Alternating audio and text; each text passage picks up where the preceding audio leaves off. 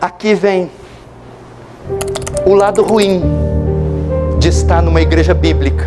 Tem lado ruim de estar numa igreja bíblica? Tem. Lá na minha igreja não me ensinaram. Nunca tive uma Bíblia de estudo.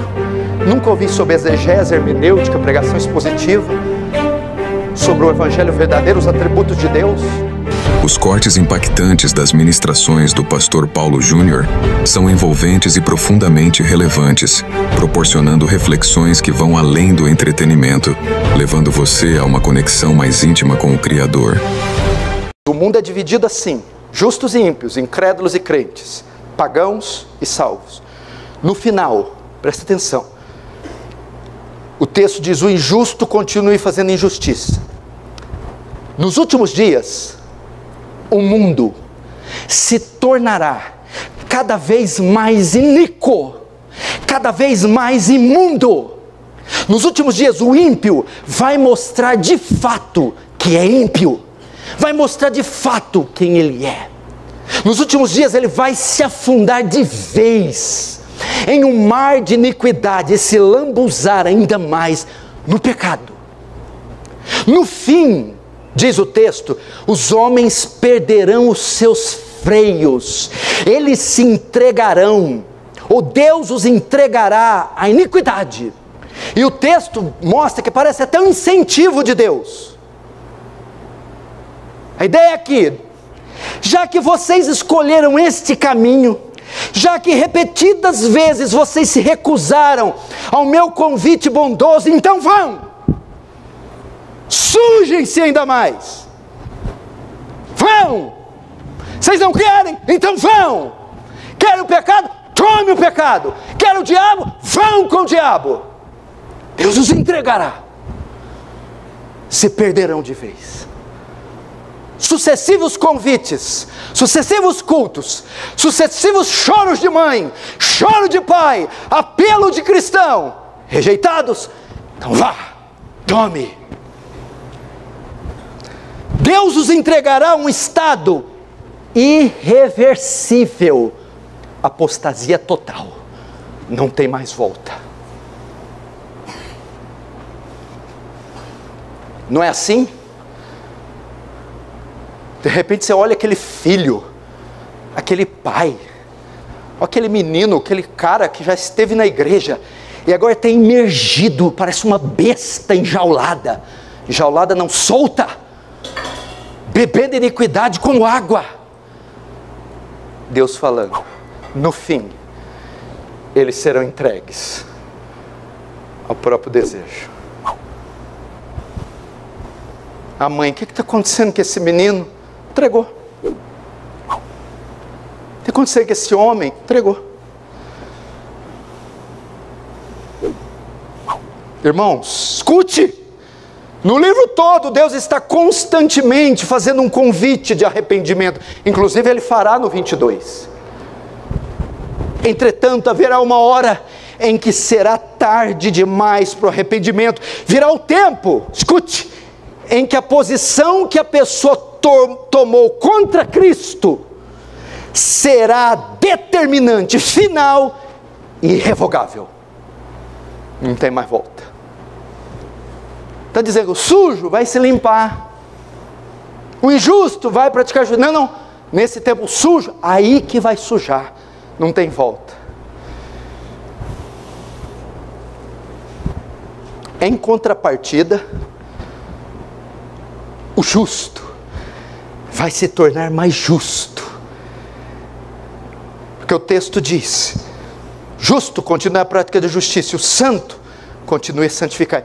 Escute, Cristo diz para os justos, uma vez que ficou provado que vocês são santos, remidos por mim, nascidos de novo, eu os incentivo nesse tempo do fim, santifiquem-se ainda mais, pratiquem ainda mais a justiça.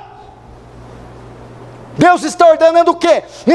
Nesse momento, desse movimento feminista, abortista, de ideologias, de apostasia, de bruxaria, de paganismo, Ele está dizendo, igreja, levante-se, igreja, brilhe, jovens, destaquem-se.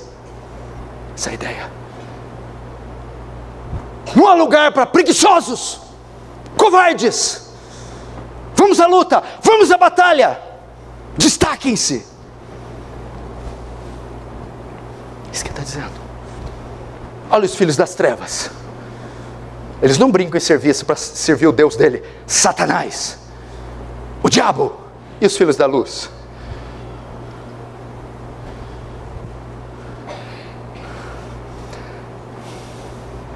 Só que essa declaração de Cristo nos revela outra coisa do verso 11. Presta atenção. Ficará no fim dos tempos, ficará evidente quem é crente e quem não é. Mateus. Nesse tempo, a identidade de muitos será revelada. Os bodes e os lobos que estão entre o povo de Deus mostrarão as suas garras e não conseguirão mais esconder sua identidade. Porque o joio foi plantado com o trigo e são muito semelhantes, e a igreja é mista, mas nesse tempo eles não vão conseguir segurar a sua depravação. Então vai haver uma ruptura. O crente será claramente visto como um cristão e o ímpio como ímpio. Não vai haver mais confusão. Não vai haver mais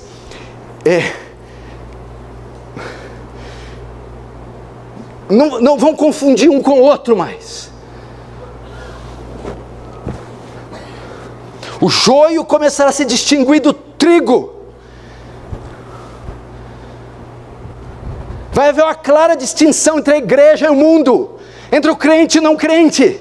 Esse vai para o extremo da iniquidade, o outro para o extremo da justiça. Um brilhará enquanto o outro se afundará nas trevas. Os justos nesse tempo brilharão como nunca. Serão tomados por um forte amor por Cristo e se destacarão, sendo irrepreensivelmente zelosos com o Evangelho. Vai acabar esse negócio numa igreja morna, morta, mole, covarde. Mas os justos se destacarão claramente. Vai começar a aparecer os desertores. Demas me abandonou amando o presente século. Vá, Demas. Alexandre, Himeneu e Fileto, vá com eles. Alexandre o latoeiro, Elimas o encantador, vão começar a se manifestar. E ficará só a igreja verdadeira, pura, santa. Agora aqui cabe uma reflexão. Gustavo, você acha que o mundo está fazendo a parte dele? Está sujando bonito? Tá. Quem duvida que o mundo está cumprindo esse versículo? Sujo demais. Para já? Uhul!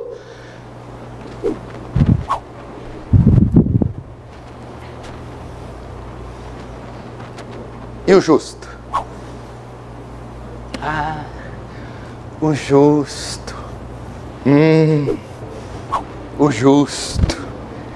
Netflix, praia, comida, conforto, lazer. Uhul! Jesus falou: os filhos das trevas são mais prudentes que os filhos da luz. Será que o justo está cada vez mais justo? Reflita. Eu só tenho pedido uma coisa para Deus: não me faça uma pedra de tropeço para o seu reino nessa vida. Se eu não fizer o bem, não me deixa fazer o mal, me recolhe. Eu me recuso levar seu brasão no peito, carregar seu nome e ser um borra-botas. Me recuso carregar a insígnia deste nome, sobre todo nome, do general dos generais, do capitão dos capitães, do rei dos reis. Meu Deus, não me faça digno deste nome.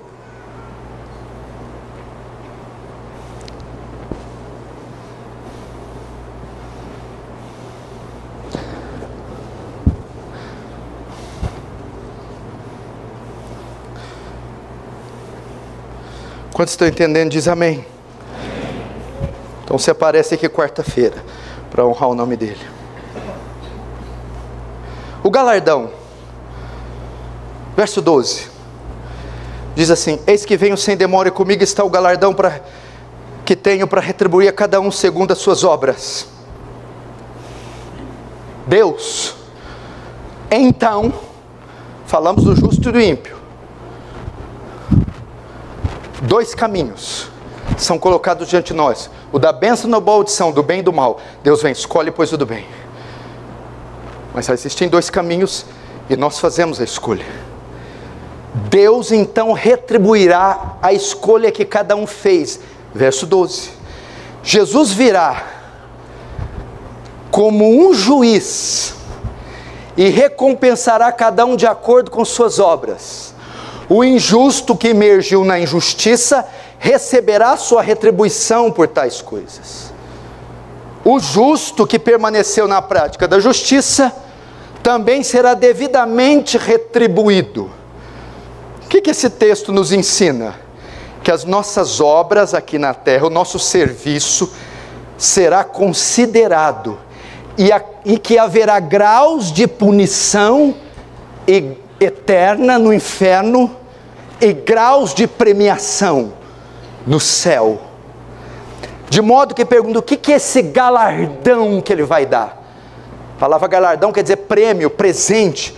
Ela seria uma espécie de posição ou honra, ou destaque que cada um tem nos seus respectivos ambientes, céu ou inferno. Ok? Vamos ver então o galardão que o incrédulo recebe. O sujo que sujou e o injusto que terminou na prática da justiça vai receber uma recompensa pela sua escolha. Eu vou ler, isso está em Lucas 12, 46, escute, Lucas 12, 46. Virá o Senhor daquele servo em dia em que ele não espera, em hora que não sabe, e castigá-lo-á, lançando-lhe a sorte com os infiéis. Aquele servo, porém, que conheceu a vontade do seu Senhor, e não se aprontou, olha, conheceu a vontade do Senhor, não se aprontou, nem fez segundo a sua vontade, será punido com muitos açoites. O que conheceu, mas não cumpriu, será punido com muitos. Verso 48. Aquele, porém, que não soube a vontade do seu Senhor, fez coisas dignas de reprovação, levará poucos açoites. Agora o verso. Mas aquele a quem muito foi dado, muito será exigido. E aquele quem muito se confia, muito mais lhe pedirão. Esse texto é uma base para mostrar graus de punição no céu. Existe uma velhinha ímpia que morre, vai para o inferno. E temos Adolf Hitler, o maior assassino da humanidade, também vai para o inferno. O nível de sofrimento dos dois é o mesmo? Não. Ambos estarão no inferno. Mas eles terão graus de punição diferentes. Quem determina o grau de punição? Essa parte é só para ímpio, é só para iníquo, só para condenado. O inferno está cheio de iníquo, mas tem níveis de iníquos, níveis de pecadores. Então tem níveis de punição. Quem determina o grau de punição? O que recebeu mais açoites é o que sabia a vontade do Senhor e não fez. O que recebeu menos açoite é o que não sabia a vontade do Senhor e não fez. Quem determina o grau de punição? O grau de conhecimento da verdade que cada um tem. O grau de iluminação que cada um recebeu. Se aquele recebeu mais e não obedeceu, ele será punido conforme a iluminação que recebeu. Se aquele não cumpriu, mas recebeu menos iluminação, receberá menos punição. Aqui vem o lado ruim de estar numa igreja bíblica. Tem lado ruim de estar numa igreja bíblica? Tem. Você é exposto a verdades diárias, inexoráveis, profundas, literatura profunda, teologia profunda, fidelidade, fidedignidade, e rejeita, e se opõe, será punido com muitos açoites. Porque não vai ter desculpa no dia do juízo. Eu não sabia, lá na minha igreja não me ensinaram, nunca tive uma Bíblia de estudo, nunca ouvi sobre exegese, hermenêutica, pregação expositiva, sobre o Evangelho verdadeiro, os atributos de Deus. ao que muito foi dado, iluminação, verdade. Recebeu muito? Recebi. Muito será cobrado. Uma velhinha ímpia pagã vai para o inferno. E um falso profeta que ensinava a Bíblia vai para o inferno também. Maior açoite para ele, grau de punição maior, porque tinha mais iluminação. A pobre velhinha não, menos punição. Agora para os cristãos, como é que vai ser o galardão? 1 Coríntios 3:12. 1 Coríntios 3:12.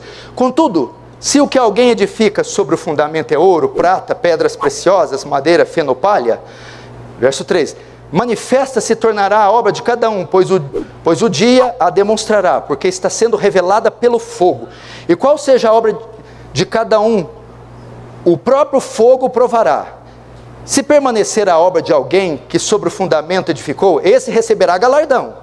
E se a obra de alguém se queimar, sofrerá dano, mas esse mesmo será salvo, todavia como pelo fogo. Aqui dos justos. Aqui não é para condenação. Todos nós recebemos dons, talentos e obrigações quanto ao reino. E esse serviço, essa obediência, essa fidelidade vai ser provada no dia do juízo. Se a obra de alguém, ele dá exemplo de alguém construir um edifício ou construir um edifício com palha, feno, madeira. E o outro constrói com ouro, diamantes, pedras preciosas. O fogo vai passar pelos dois. Qual que vai queimar? Quem está no estofo, na palha. Isso vai determinar o galardão, a fidelidade, afinco, zelo, obediência, temor, sacrifício com que cada um serviu a Deus e o outro com corpo mole, infidelidade, preguiça. O fogo vai provar e cada um vai receber. Só que o texto diz, mas esse será salvo, todavia como pelo fogo. O que seria galardão? Posições de sofrimento no inferno, no céu, posições de honra e de destaque. Certamente o ladrão da cruz, que foi salvo no último minuto, não terá o mesmo destaque do que o apóstolo Paulo, que escreveu 13 dos 66 livros da Bíblia. Então galardão, destaque, honra. Só que o texto diz que mesmo que o fogo queimar, todavia será salvo.